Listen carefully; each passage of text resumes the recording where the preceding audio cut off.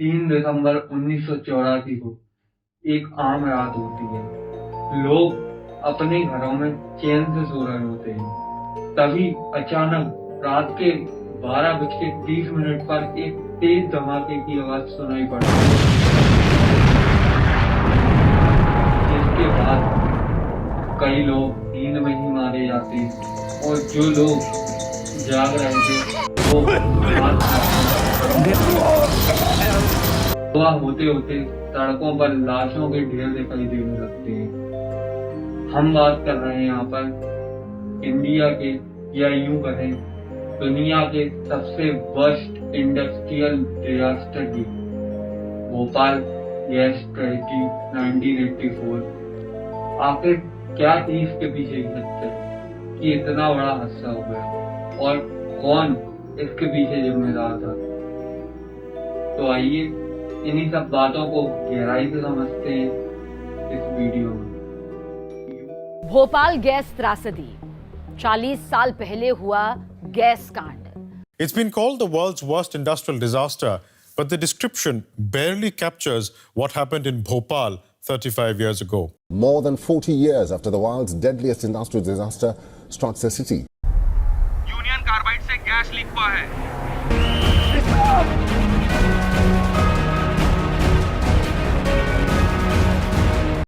Union carbide की factory जो भोपाल में लगी हुई है, ये गैस लीकेज होता है।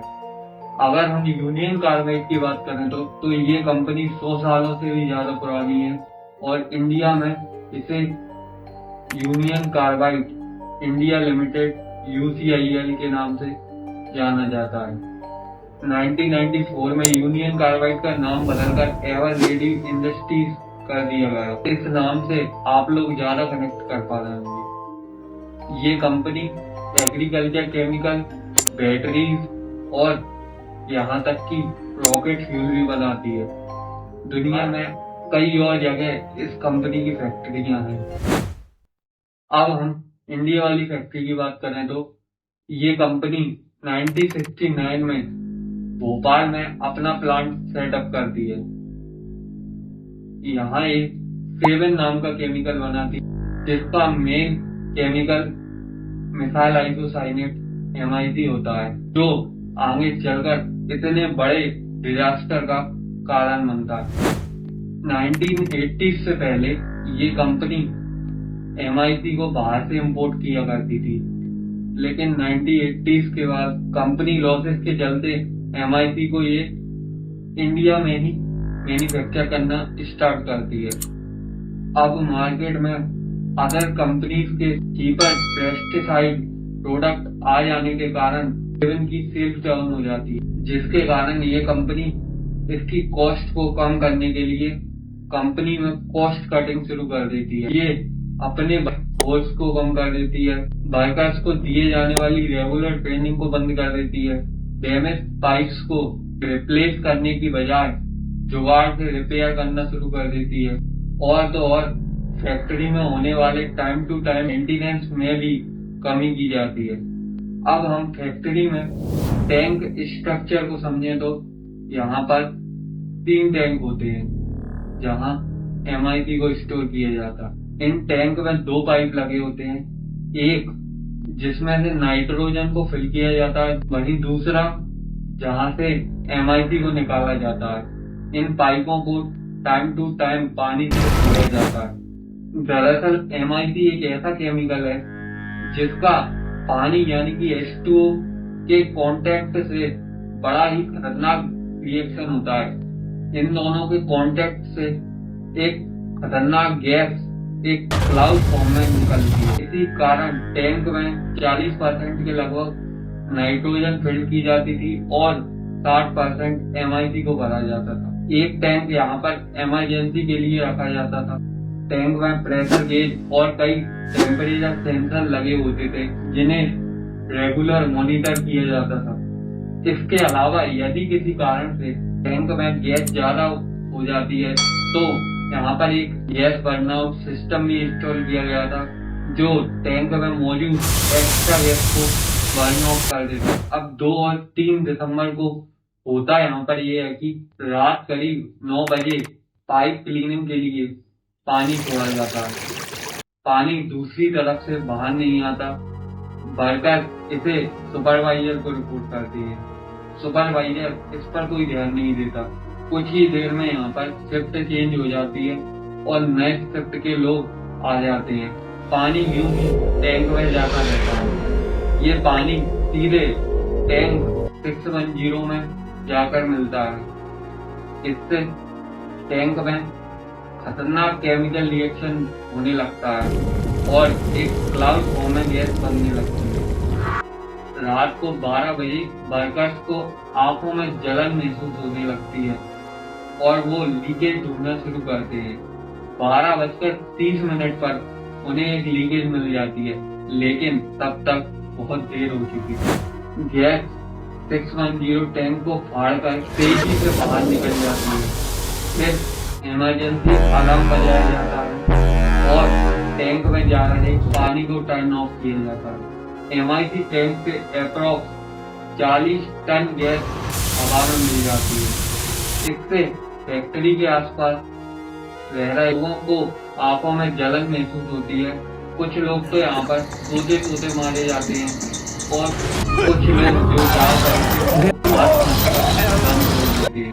रात को करीब 2 बजे हॉस्पिटल्स में लोगों की लाइन लग जाती है।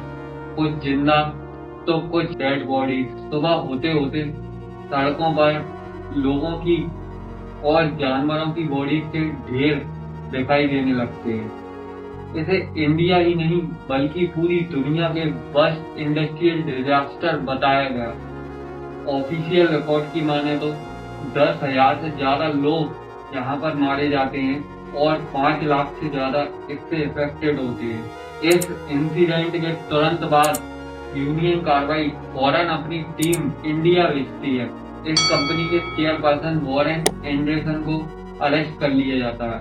हालांकि उन्हें 2 ही दिन में यहाँ पर बेल मिल जाती है और फिर शुरू होती है यहाँ पर कोर्ट वॉर। इंडियन गवर्नमेंट और यूनियन कार्बाइड दोनों ही अपनी अपनी इन्वेस्टिगेशन शुरू करती। दोनों ही अपनी इन्वेस्टिगेशन में MIC में वाटर मिक्स होना इसका कारण बताती है।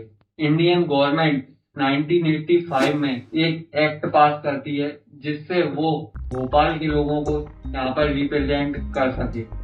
फिर कंपनी 1989 में सेटलमेंट के लिए एग्री कर जाती है और ये इंडियन गवर्नमेंट को $417 मिलियन देने को एग्री हो जाती है। लेकिन भोपाल के लोग इससे सेटिस्फाई नहीं होते और वो इसके खिलाफ प्रोटेस्ट करने लगते हैं। फरवरी 1989 में इसरो के पूर्व chairman Satish Dhawan supreme court में इसके अगेंस्ट पिटीशन फाइल करते हैं, जिससे ये केस आज तक चला आ रहा है। 2014 में वॉरेन एंडरसन की नेचुरल कॉजेस के कारण डेथ हो जाती है। अगर इतने बड़े डिजास्टर के पीछे हम कारणों के बारे में बात करें तो इसके पीछे कई कारण थे। फैक्ट्री में वर्कर्स की प्रॉपर ट्रेनिंग ना होना, टैंकों का यहाँ पर 60% से ज्यादा भरा होना, इमरजेंसी टैंक का खाली ना होना और तो और यहाँ पर जो टैंक की एक्स्ट्रा गैस बर्न ऑफ करने के लिए जो सिस्टम लगाया गया था वो स्विच ऑफ था। इसके साथ फैक्ट्री के आसपास रह रहे लोगों के लिए इमरजेंसी अलार्म नहीं लगाए गए थे। जो लगे थे वो काम नहीं कर रहे थे। डैमेज पाइप को रिप्लेस करने की बजाय उन्हें रिपेयर किया जा रहा था। रिपेयर करना ही दुनिया के सबसे खतरनाक इंडस्ट्रियल डिजास्टर का कारण बने। ऐसा नहीं था कि ये उस फैक्ट्री में पहला एक्सीडेंट था, इससे पहले भी कई छोटे मोटे एक्सीडेंट होते रहे हैं। 1981 में इस जहरीली गैस के चलते एक वर्कर की मौत हो जाती है। इस बात को उस वर्कर के करीबी दोस्त जो पेशे से एक पत्रकार थे, राजकुमार केशवानी, उन्होंने काफी उठाया। इन्होंने इस पर कई आर्टिकल पब्लिश किए। कई वर्कर्स ने भी इस बात को आगे बढ़ाना चाहा, लेकिन कंपनी के अधिकारियों ने उन वर्कर्स को नौकरी से निकाल दिया और इस बात को यहीं पर दबा दिया, जो आगे चलकर इतने बड़े हादसे का कारण बनी। इस पूरे डिजास्टर के ऊपर एक web series the railway man भी बनी है, जो आप जाकर देख सकते हैं और समझ सकते हैं इस घटना को डिटेल में। अभी कुछ ही दिनों पहले यूनियन कार्बाइड के 337 टन इंडस्ट्रियल वेस्ट को इंदौर के पास पीतमपुर में वेस्ट मैनेजमेंट फैक्ट्री में 12 स्टील कंटेनर्स में लाया गया। हाँ, इसे डिस्ट्रॉय किया गया। हालांकि इंदौर के लोगों ने इस पर काफी विरोध भी किया। इस हादसे के लोग आज भी जस्टिस का इंतजार कर रहे हैं। अगर आपको भी जस्टिस केवल एक वर्ड नहीं बल्कि रिस्पॉन्सिबिलिटी लगता है तो इस वीडियो को ज्यादा से ज्यादा शेयर करें और हमें कमेंट में बताएं कि गवर्नमेंट को यहाँ पर भोपाल के लोगों के लिए कौन कौन से स्टेप लेने चाहिए। तो आज के लिए इतना ही।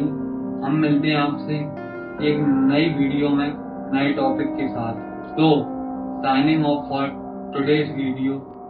तब तक के लिए बाय।